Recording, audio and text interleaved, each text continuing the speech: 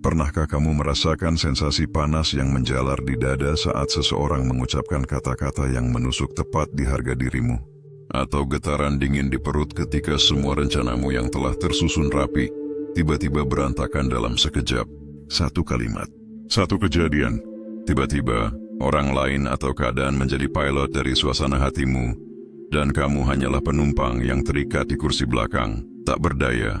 Ini bukan tentang hidup tanpa masalah. Ini tentang merebut kembali kemudi.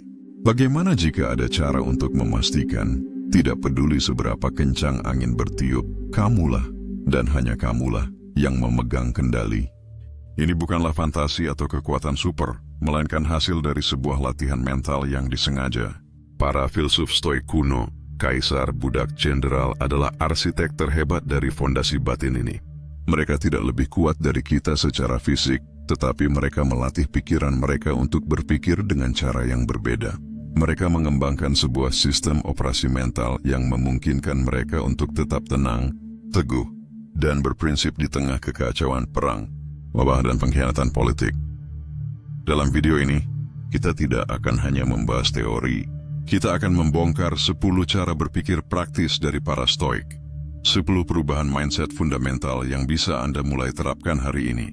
Setiap cara berpikir ini adalah sebuah pilar, dan ketika ke-10 pilar itu telah Anda bangun, Anda akan memiliki sebuah benteng batin yang tidak akan bisa ditembus. Siap untuk berhenti menjadi daun yang tertiup angin dan mulai menjadi gunung yang tak tergoyahkan. Cara berpikir 1. Ini adalah fakta, sisanya adalah ceritaku.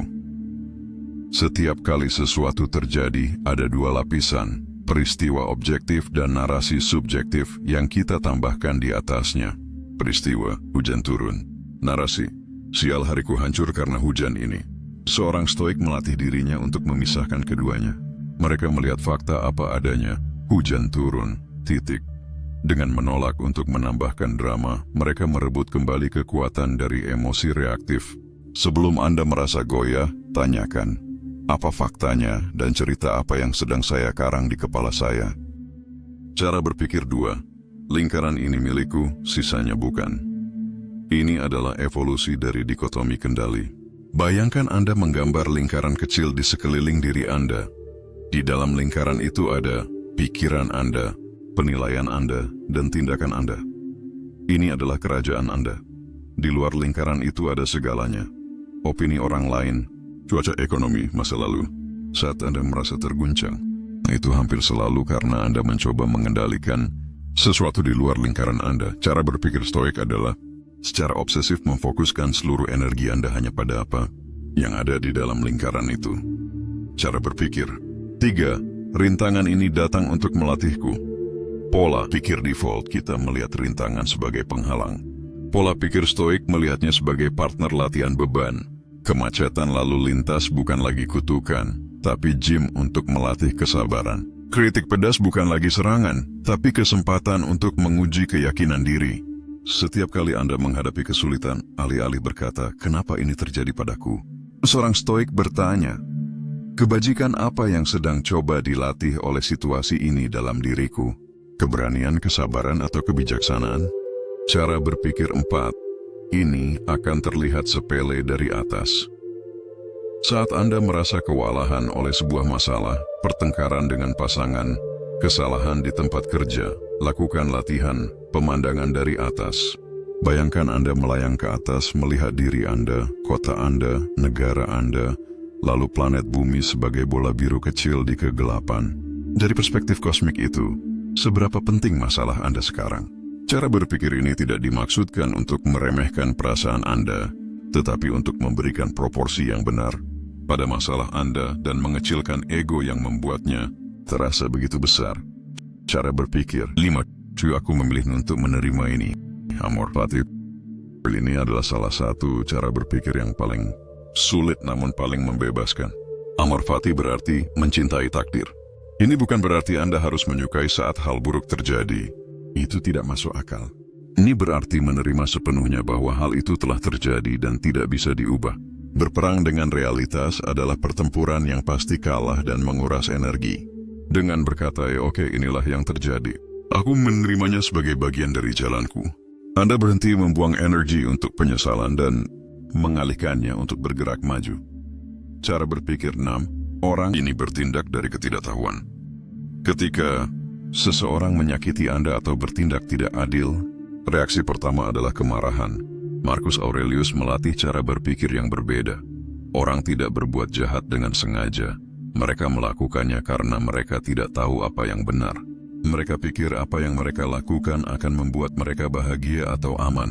Melihat tindakan mereka sebagai hasil dari kebingungan atau ketidaktahuan, bukan kebencian murni, akan mengubah kemarahan Anda menjadi sesuatu yang lebih dekat dengan rasa kasihan atau empati. Ini mendinginkan emosi dan menjaga ketenangan Anda. Cara berpikir 7. Apakah ini layak mengorbankan waktuku yang terbatas? Para Stoik selalu sadar akan kematian, memento mori. Bukan dengan cara yang mengerikan, tetapi sebagai alat untuk kejernihan. Waktu adalah satu-satunya aset yang tidak bisa Anda dapatkan kembali. Sebelum Anda terseret ke dalam drama online, gosip kantor, atau kemarahan karena hal sepele, tanyakan pada diri sendiri, dengan sisa waktuku yang terbatas di bumi, apakah ini adalah cara terbaik untuk menginvestasikannya? Pertanyaan ini adalah filter yang sangat kuat untuk memangkas semua hal yang tidak penting. Cara berpikir 8. Aku sudah membayangkan sesuatu yang lebih buruk. Ini adalah praktik premeditatio malorum. Dengan secara teratur memvisualisasikan skenario terburuk, kehilangan pekerjaan, menghadapi penyakit, Anda melakukan dua hal. Pertama, Anda menjadi sangat bersyukur atas apa yang Anda miliki saat ini. Kedua, Anda menghilangkan elemen kejutan yang seringkali menjadi penyebab utama kepanikan. Ketika kesulitan yang lebih kecil datang, pikiran Anda akan berkata, aku sudah siap untuk ini. Ini tidak seburuk yang aku latih. Anda tidak akan goyah, karena Anda telah melatih fondasi Anda untuk menahan gempa yang lebih besar. Cara berpikir 9. Fokus pada satu langkah berikutnya. Saat dihadapkan pada tugas atau situasi yang luar biasa besar dan menakutkan, pikiran kita cenderung membeku. Kita goyah karena kita melihat keseluruhan gunung yang harus didaki. Seorang Stoik menarik fokusnya kembali ke satu hal yang sangat kecil dan dapat dikelola. Satu langkah berikutnya, lupakan tentang puncak.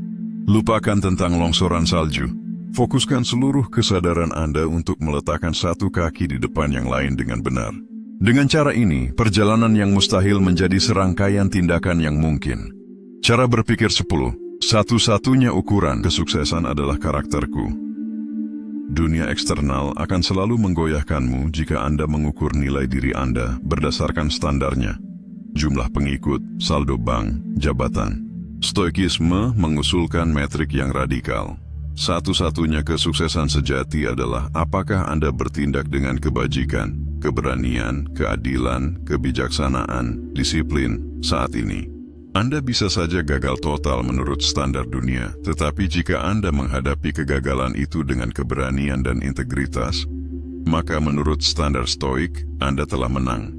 Ini adalah cara berpikir yang membuat Anda kebal terhadap pasang surut keberuntungan. Lihatlah, 10 cara berpikir ini bukanlah 10 perintah yang kaku. Mereka adalah lensa yang berbeda untuk melihat dunia. Saat Anda merasa mulai goyah, Anda bisa memilih lensa yang paling sesuai.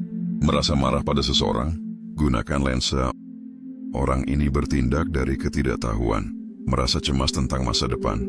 Gunakan lensa fokus pada satu langkah berikutnya. Seiring waktu, penggunaan lensa-lensa ini akan menjadi kebiasaan. Ini akan menjadi respons otomatis Anda. Alih-alih jalur saraf reaktif yang dipenuhi kecemasan dan kemarahan, Anda akan membangun jalur saraf baru yang didasarkan pada ketenangan, penerimaan, dan tindakan yang bertujuan. Anda sedang melakukan rewiring pada otak Anda. Inilah yang dimaksud dengan membangun benteng batin.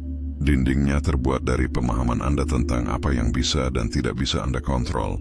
Menara pengawasnya adalah kesadaran Anda akan kefanaan. Paritnya adalah kemampuan Anda untuk mengubah rintangan menjadi keuntungan. Dan di pusat benteng itu, Anda duduk sebagai raja atau ratu yang tenang, mengamati dunia luar tanpa terpengaruh. Menjadi tak tergoyahkan, bukan berarti Anda tidak akan pernah merasakan kesedihan, kekecewaan, atau rasa sakit. Para Stoik bukanlah robot. Perasaan itu akan datang. Perbedaannya adalah, perasaan itu tidak akan lagi memiliki Anda. Mereka akan menjadi seperti awan yang lewat di langit pikiran Anda yang luas dan tenang, bukan badai yang menenggelamkan kapal Anda. Ini adalah sebuah janji kebebasan yang sejati. Kebebasan dari perbudakan opini orang lain. Kebebasan dari tirani emosi impulsif Anda. Kebebasan dari rasa takut akan ketidakpastian hidup. Anda berhenti berharap dunia akan berhenti melemparkan ombak dan sebaliknya. Anda menjadi peselancar yang ahli. Tantangannya sekarang ada di tangan Anda. Pengetahuan ini tidak ada artinya jika tidak dipraktikkan. Pilih satu saja dari 10 cara berpikir ini yang paling beresonansi dengan Anda. Tuliskan, ucapkan setiap pagi, dan cobalah untuk menerapkannya secara sadar hanya untuk hari ini. Lihat apa yang terjadi. Karena pada akhirnya menjadi tak tergoyahkan bukanlah tujuan akhir yang akan Anda capai suatu hari nanti. Itu adalah hasil dari ribuan pilihan kecil yang Anda buat setiap hari untuk berpikir secara berbeda. Pilihan untuk menjadi arsitek dari kedamaian Anda sendiri, satu pilar, satu cara berpikir pada satu waktu.